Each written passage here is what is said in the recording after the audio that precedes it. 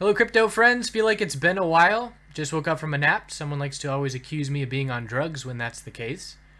Still in Iceland, looking forward to sharing it all with you, and hopefully, once I get some videos edited, once I'm home, that some people will be inspired to come as well. It's really been incredible so far. Hoping to get some natural northern lights, is what I meant to say, within the next couple of days, getting some good opportunities. Going to look at just Bitcoin and Ethereum here on the charts as the upload speed's not ideal, so going to keep it a bit short. And we're going to look at the weekly time frame and then zoom in because the weekly candlesticks just formed. As we know, Bitcoin on the weekly time frame, we have a tightening range. A base of support is being built, but we're coming up to test that level now. Also, the clear lower highs, we had the lower high at 10,000 roughly, then down to 8,500, and then down to 7,400.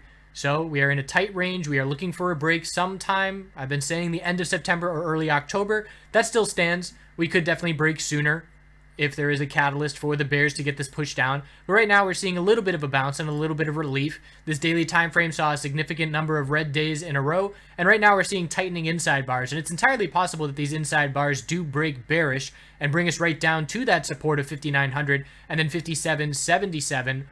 And, of course, if we break those levels, it's a clear bear break. But again, because we have dropped so many days in a row on the daily time frame, if we do break these inside bars bearish, again, I don't anticipate that we would drop straight down and break 57.77. And even if we did, I wouldn't expect a whole lot of follow-through. But it is giving us a nice entry opportunity when this daily inside bar breaks, at least for a short-term trade. And that's what we're going to be keeping an eye on into tomorrow. And with all the altcoins that we're keeping an eye on as well, pretty much anybody that's not forming inside bars and dropped to a lower low on any of these days compared to, let's see, that was Saturday, was the low of the pullback.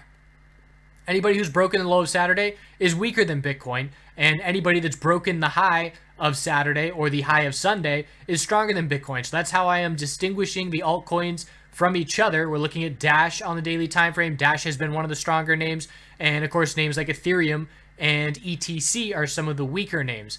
So keeping an eye on those, and actually I believe ETC is forming inside bars as well. The bottom line is everybody's waiting on Bitcoin for a break of this range, and it's going to happen shortly. So looking at the 4-hour time frame and zooming in, we can see that we're tightening up. We have an equilibrium, our low of the pullback, high of the bounce recovery, higher low, and a lower high right now.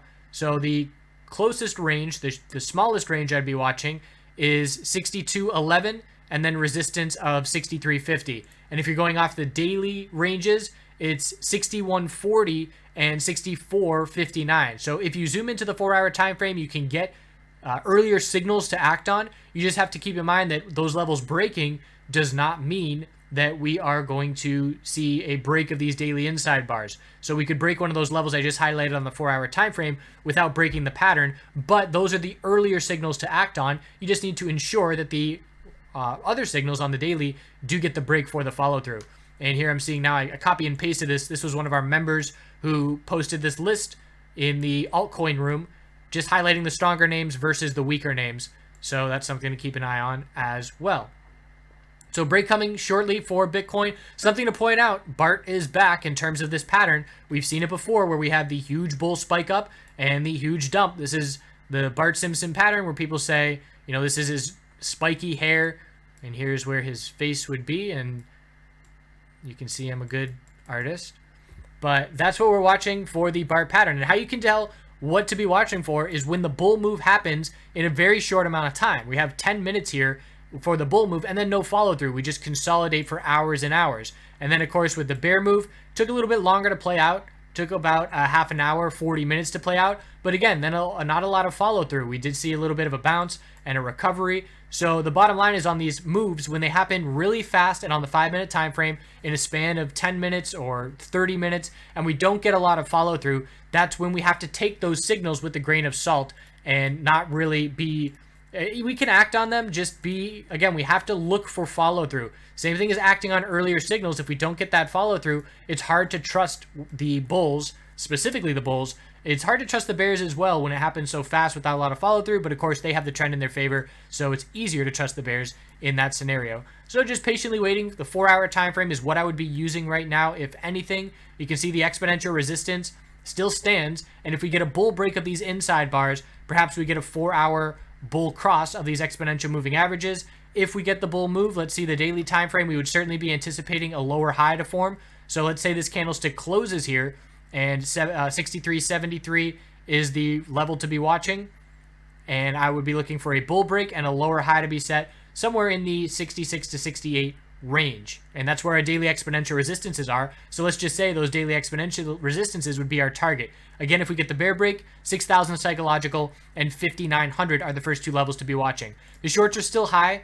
We have the shorts beginning to open up again after consolidating for a couple of days. So if we get this, we're going to be watching how this break occurs on the daily inside bar and watching to see if these shorts propel to new all-time highs on a bear break. And in my opinion, we're going to have to see that in order for the bears to be strong enough to break support at 6,000 and 5,900. And of course, be watching out for hidden buy walls. And it's hard to watch. You really have to be watching the order book. I should say it's hard to find. If you're staring at the order book, it's easier to see. Where you just see selling pressure continuously hitting a level. You know, on Bitfinex, you can see it where the selling pressure is continually hitting a level. And normally, it would be plenty to knock the price out and see a drop to lower lows. But it's almost like that bid is refilling, and a large amount of Bitcoin can be filled on a certain bid without it moving, yet you're not showing that giant wall of support before it starts getting sold into. So that's something to keep an eye on as well. As far as Ethereum goes, we know it's still one of the weaker names. The weekly time frame, beautiful signal of the inside bars. Yet again, inside bars giving beautiful follow through, 271 bear break all the way down to 185. Huge gains for the bears. And again, the next support level, if we get a bear break of 185.39, which is the low of this pullback, the next clear support level on the weekly time frame is all the way down. I would be looking at 178.03 and then 130.26. So there's certainly not a lot of support. We know Ethereum has been very weak. The weekly time frame on another leg down would be getting oversold. The daily chart, it's not inside bars. So this is what I'm talking about. We can see Ethereum is clearly weaker than Bitcoin because we broke to a lower low on Sunday compared to Saturday, whereas Bitcoin has an inside bar that day. So on any altcoins that break to a lower low, very clearly weaker. The daily RSI is 22. That's certainly oversold, but at this point we can see RSIs get to extreme levels because Bitcoin is not nearly as oversold. And as far as the 4-hour time frame goes, clear lower highs the entire time on all these bounce attempts. Looks like we got yellow resistance right now, but exponential resistance driving the price down. So the last lower high is 208.50. Anything under that I would consider just another lower high. And the bulls did just defend support with a bit of a double bottom. 185.39, 186.59. So the tight range on the 4-hour I'd be watching here is 185.39 and resistance of 208.50. That's the range to be watching. Bulls have to hold this support level or just another leg down is coming. The 4-hour RSI has cooled off back to 30 and is now up at about 29 or so. So again, certainly could see another leg down. All depends on how Bitcoin breaks. The entire market is waiting patiently. Here's the ETH BTC chart. We know it's oversold. The weekly RSI is down at 26. The daily RSI is down at 17. If we get another leg down and we are looking for an oversold bounce on some of these names, again, I would anticipate the ETH bounce to be more significant percentage-wise than Bitcoin on the initial bounce. And we usually see that, and then we see it fade over the next day or so and see that ETH BTC chart fade back again. Essentially, the bounces occur with the crypto space. Bitcoin and Ethereum oversold bounces occur at the same time as the ETH BTC oversold bounces. They just don't last very long because we're in a clear downtrend, and they just set lower highs and lower lows. The last lower high here on ETH BTC daily chart was up at 3592. Anything under that level is just a lower high. We're nowhere near changing the daily trend for the bulls. As far as the 4-hour time frame goes, some lower highs at 3243 and 3209. And you can see how similar this chart is for ETH BTC to ETH USD. The only difference is we did just barely break to a lower low, but the bulls are trying to defend that support. And pretty similar charts to those two names. And of course, one is just ETH USD and the other is comparative to Bitcoin. So all depends. If we get a break of the 4-hour lower high pattern, then I would start looking for Ethereum to try and gain a little bit of ground on Bitcoin for any kind of bounce.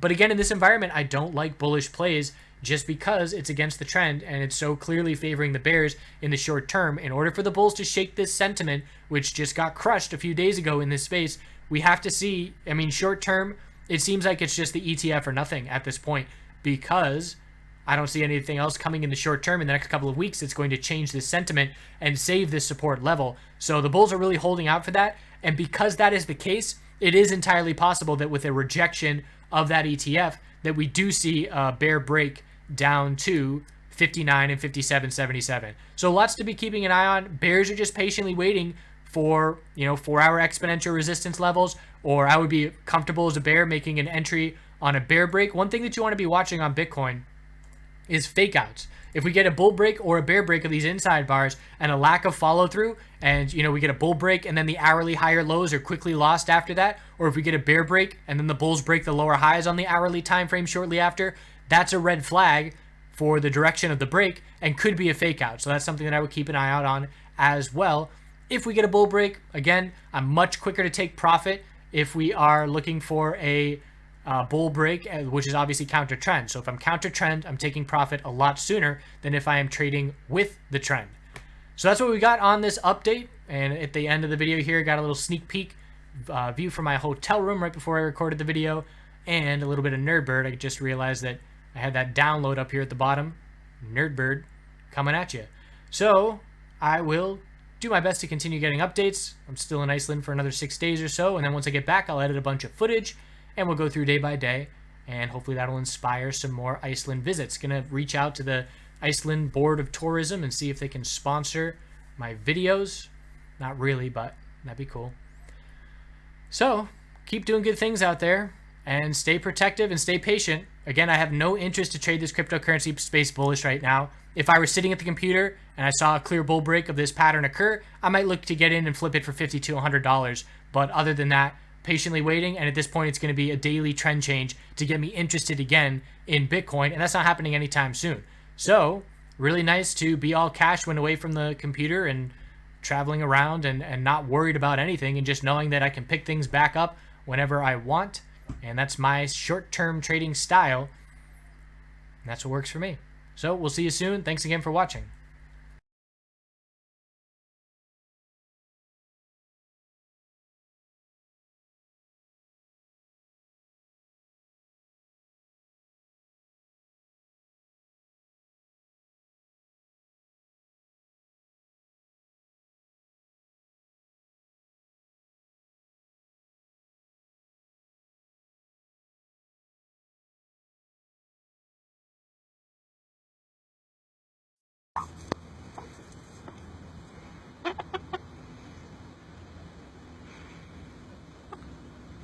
You little nerd.